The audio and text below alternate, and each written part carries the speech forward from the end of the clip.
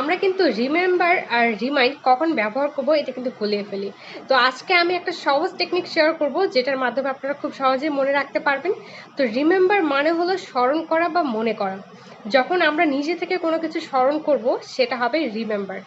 ধরুন আমার স্কুলের প্রথম দিনটি মনে আছে। I remember my first day at school.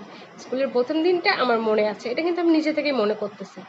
সেখানে রিমাইন্ড অর্থ হলো মনে করিয়ে দেওয়া বা স্মরণ করিয়ে দেওয়া।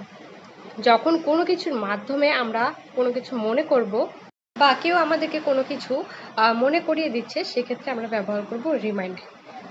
যেমন বলতে পারি, এই ছবিটি আমাকে আমার শৈশবের কথা মনে করিয়ে দেয়। This picture reminds me of my childhood. এই ছবিটি আমাকে আমার শৈশবের কথা মনে করিয়ে দেয়।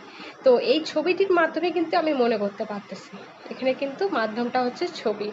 ছবি বা কোনো জিনিস বা কেউ যখন কোনো কিছু মনে করিয়ে দিবে, সেক্ষেত্রে আমরা রিমাইন্ডটা ব্যবহার করব। আশা করি আমি বোঝাতে পারছি, খুব সহজে বোঝানোর চেষ্টা করলাম।